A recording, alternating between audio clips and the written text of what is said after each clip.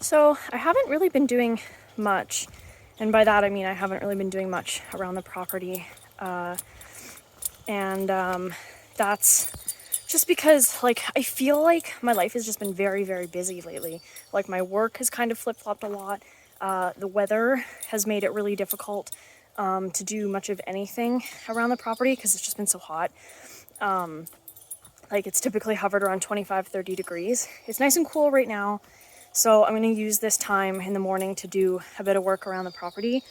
My vertigo has also been getting worse. It seems to get worse with the seasons. Like it seems to get worse sort of in the like summertime when the weather starts getting nicer. I don't have the spinning sensation. It's just, the best way I can describe it is it more just feels like someone comes up behind me and like shoves me.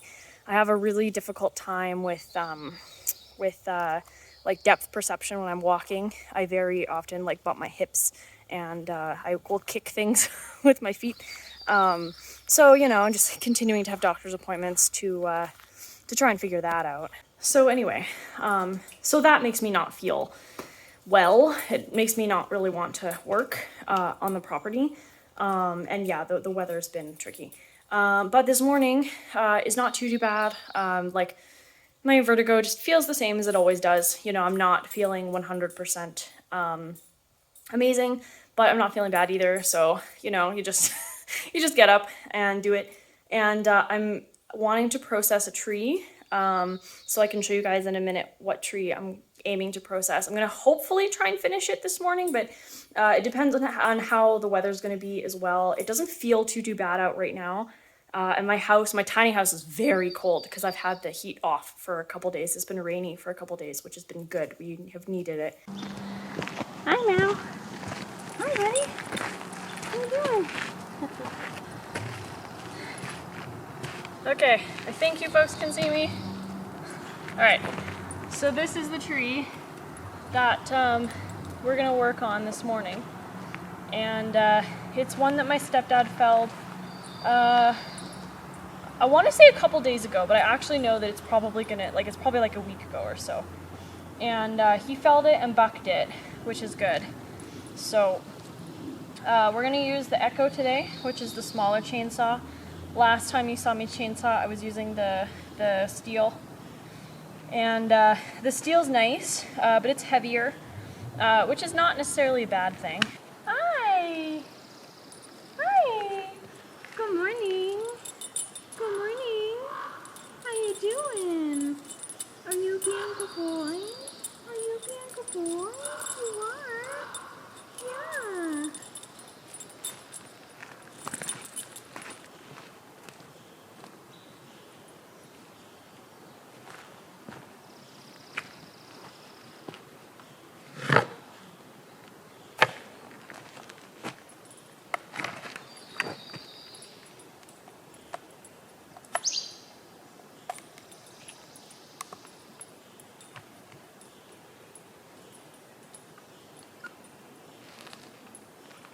Stay here, bud.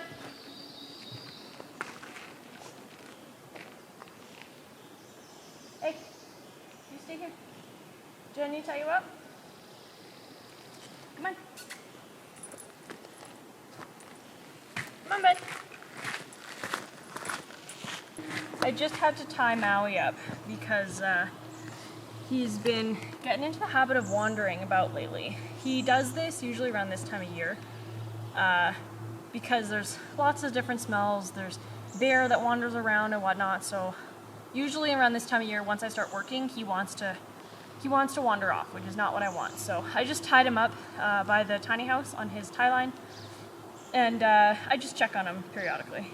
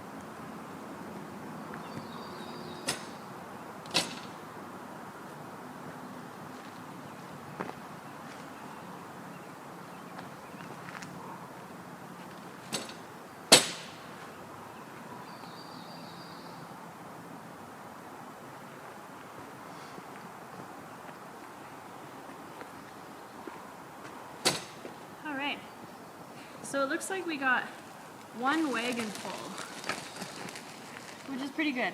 It doesn't look like it's quite full, and that's because I've got a few more pieces right around the tree, but I need those pieces because I use them to put under the log while I'm chainsawing it, so I'm not chainsawing into the dirt.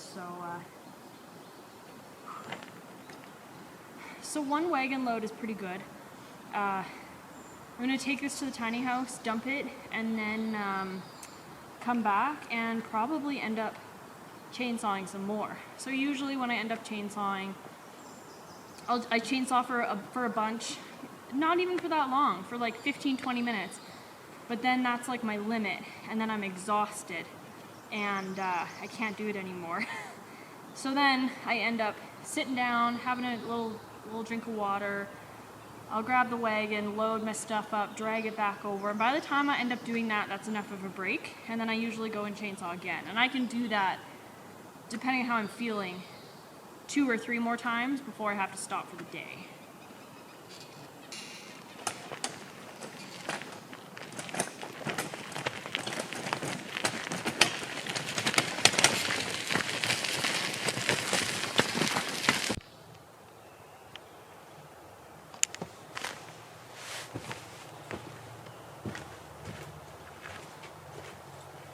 Benny. Alright, so it is the next day. I was just doing a bunch of chainsawing yesterday, and I was going to do some chainsawing this morning. It's about 9 a.m. I haven't even had my tea yet, but my right shoulder's quite sore, so I don't think I'll get around to doing any chainsawing today, but I can continue with chopping firewood and adding to this pile. Also, in other news, if you get this axe, which is something that I did not know,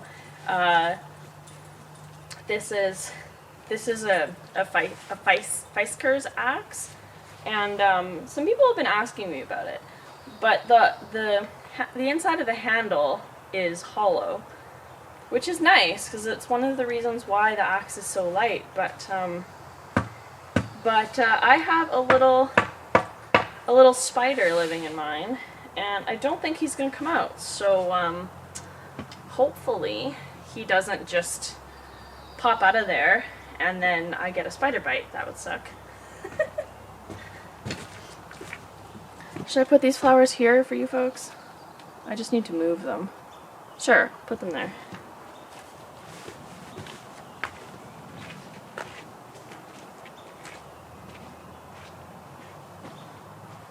So, firewood gathering is, as you can imagine, just kind of an ongoing process. Like, I have just been gathering and chopping and stacking firewood, like, for weeks and weeks and weeks. And it's just kind of constant through the summer. But I do need to be careful how much I chainsaw, because it can make my shoulders really sore. Ironically, splitting firewood doesn't make my shoulder as sore as chainsawing, so don't know why, but probably uses different muscles. And it's a lot more calm as well. So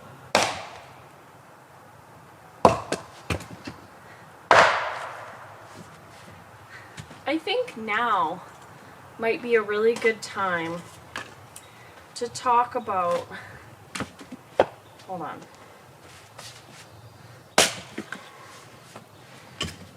To talk about what is behind me. So on the camera, you can pick up the haze. Some of it is a little bit of cloud, but the haze that's coming through the forest is a little bit of wildfire smoke. And I didn't realize until the forest fires or the smoke from Canada in New York, that many folks, especially in America, haven't experienced climate change in the same way that many of us in Canada have been experiencing for years. So I thought I would talk about it because it's gonna affect my content every single year, and it's gonna start affecting it more and more. So here in Canada, we have wildfire smoke every single summer. It varies as to how bad it is. It just really depends. It depends on the wildfires happening in the province. It depends on the wildfires happening in the local area. So it really just kind of depends. So how do we as Canadians manage the wildfire smoke, and especially us here on the homestead? Because on the homestead there's a lot of, you know, work and whatnot that we need to do.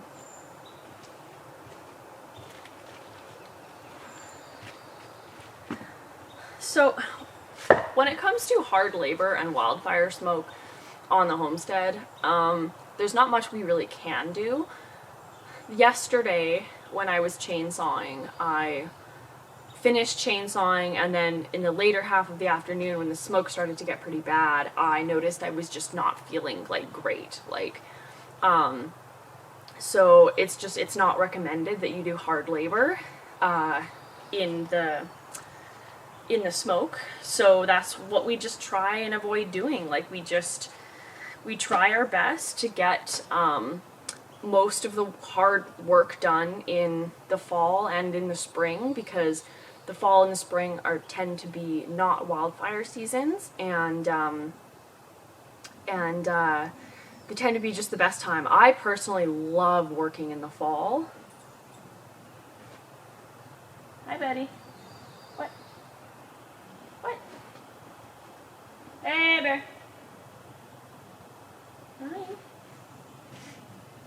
When Maui starts pointing, I always want to make sure that I'm shouting for a bear.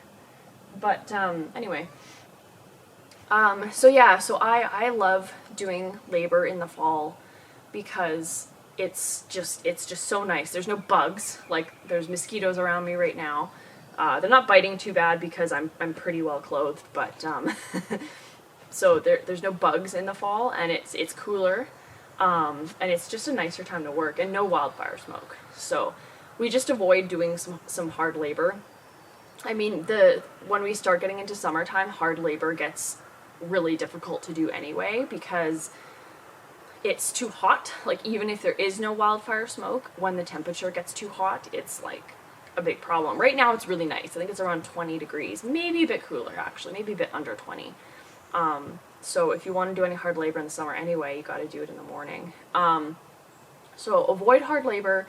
In terms of our animals, like, there's really nothing we can do. Like, if the wildfire smoke is just really, really, really bad, in terms of, like, I mean, the only animals we have is, like, the chickens, but, I mean, they just live outside, so. For ourselves, I'm in the process of measuring my large window to try and fit a air conditioner unit in my window. Because the only reason I would ever need an AC unit in the tiny house is if it's very, very hot and very, very smoky. So if it's just hot but it's not smoky, it's fine. I just keep my windows closed during the day, and then I open my windows up during the night. But if it's hot and smoky and I can't open my windows during the night, I'm going to need, like, you know, some sort of way to cool my house down, and, you know, everything like that. The smoke is not going to get better in Canada. It's just going to get worse and worse and worse and worse. So I know that a lot of people have those sort of like portable air purifiers, but I'll probably look at spending money on a built-in one, because I think that that's really one of the only things that's going to help protect me from this sort of facet of climate change. what else do we do? If the wildfires, if wildfires start springing up in the area, then we make sure that we have emergency bags packed. Now, I haven't had to pack an emergency bag since I moved out here full time, but it is something that I'm like aware of. I have like a list of things that I will pack in an emergency, and I can do another video about this as well, because I will probably, like, as the wildfire season goes on, I mean, right now we've been having very nice cool weather and it's been rainy, thank goodness, but as the summer wears on, the wildfire season is most likely going to get worse, and the threats of alerts and evacuations are going to be, you know,